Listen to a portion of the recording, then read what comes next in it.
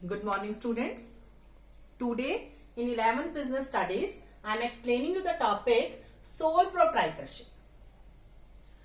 Sole proprietorship होता क्या है? Sole means अकेला. Sole means अकेला. A business that is owned, controlled and managed by a single individual.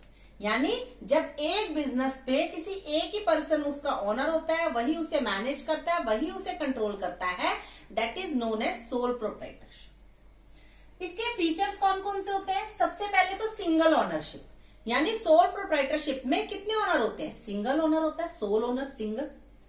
Second is sole risk bearer, यानी risk कौन bear करेगा? जब बिजनेस उसी पर्सन का है तो रिस्क भी वही बियर करेगा. थर्ड इज कंट्रोल, सेम कि अगर रिस्क भी बियर करने वाला सेम पर्सन है, कंट्रोल किसका होगा? अगर ओनर ही सिंगल है तो कंट्रोल भी उस बिजनेस पर सिर्फ एक ही पर्सन का होता है. No separate entity, there is no legal separate entity of a business and a businessman, यानी बिजनेस और बिजनेसमैन अलग नहीं है. वो सिर्फ यही सोल प्रोप्राइटरशिप बिजनेस है, अदरवाइज पार्टनरशिप बिजनेस हो, कंपनी हो, कोई भी हो, उसमें there is a separate legal entity of a business and a businessman होता है. लेकिन सोल प्रोप्राइटरशिप बिजनेस में ऐसा नहीं होता है. अनलिमिटेड लायबिलिटी, यानी लायबिलिटी उस पर अनलिमिटेड होती है. सारी पेमेंट्स कौन करेगा? वो अकेला करेगा और कोई पेमेंट उसकी नहीं करेगा. फॉर्मेशन एंड क्लोजर, यानी there is no legal formalities has to be complete before starting and closure at the time of the closure of sole proprietorship business. शुरू करने के टाइम पे और एंड करने के टाइम पे बहुत सारी लीगल फॉर्मेलिटीज को फुलफिल करने की रिक्वायरमेंट नहीं होती है. अब है इनकी advantages. First is quick decision making, यानी अब डिसीजन किसको लेना है? सिर्फ एक अकेले पर्सन को लेना है. जब उसे किसी से पूछना ही नहीं है डिसीजन लेते हुए तो क्या होगा? डिसीजन वो क्विकली ले सकता है. Second, easy to form and dissolve, ये आपका ये फीचर में भी था कि फॉर्मेशन और डिसॉल्व करना हो, यानी उसे फर्म को बंद करना हो तो उसे किसी से परमिशन लेने की कोई रिक्वायरमेंट नहीं होती. वो जब चाहे बिजनेस को शुरू कर सकता है, जब चाहे बिजनेस को बंद कर सकता है.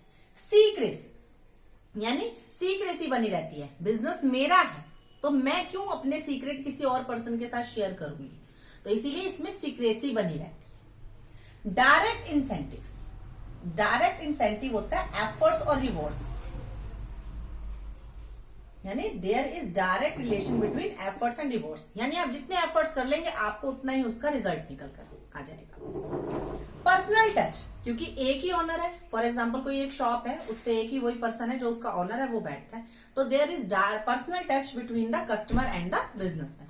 बिजनेस और मैन और कस्टमर के बीच में पर्सनल टच बना रहता है. इंडिपेंडेंट कंट्रोल होता है, क्योंकि वो अकेला ऑनर होता है उस बिजनेस का, तो कंट्रोल किसका होता है बिजनेस पे? सिर्फ उस सोल पर्सन का होता है जो उस बिजनेस का ऑनर होता है. ऐसे हैं डिसएडवांटेजेस. Limited resources. अब क्या है? रिसोर्सेज लिमिटेड क्यों होते हैं? क्योंकि उसमें सिर्फ एक ही ऑनर है. अब ऑनर कितना इन्वेस्ट कर पाएगा? जितना वो इन्वेस्ट कर सकता है उसके अकॉर्डिंग वो इन्वेस्ट करेगा, तो लिमिटेड रिसोर्सेज ही हमेशा रहते हैं. लिमिटेड लाइफ होती है उसकी. लाइफ लिमिटेड क्यों होती है? भगवान ना करे जो सोल प्रोप्राइटरशिप बिजनेस मैन है वो बिजनेस की डेथ हो जाती है या वो इंसॉल्वेंट हो जाता है, तो क्या होगा? बिजनेस बंद हो जाएगा. इसलिए उसकी लाइफ लिमिटेड होती है. Limited managerial ability. अब ऐसा तो नहीं है कि एक ही पर्सन में हर तरह की एबिलिटी हो, उसे अकाउंट्स की नॉलेज भी हो, उसे मैनेजमेंट की नॉलेज भी हो, हर तरह की नॉलेज हो उसे, ऐसा पॉसिबल नहीं हो सकता. इसीलिए मैनेजरियल एबिलिटी की शॉर्टेज होती है. अनलिमिटेड लायबिलिटी, ये आपका पहले भी आया था फीचर्स में कि अनलिमिटेड लायबिलिटी होती है. पेमेंट कौन करेगा? सारी लायबिलिटीज उसी को ही पे करनी पड़ेगी, कोई दूसरा पर्सन आकर उन लायबिलिटीज को पे नहीं करेगा. And last is limited scope of expansion. Expand भी नहीं कर पाएगा. जब लिमिटेड उसकी रिसोर्सेज, लिमिटेड लाइफ है, तो वो उसे स्कोप ही नहीं है एक्सपेंशन का.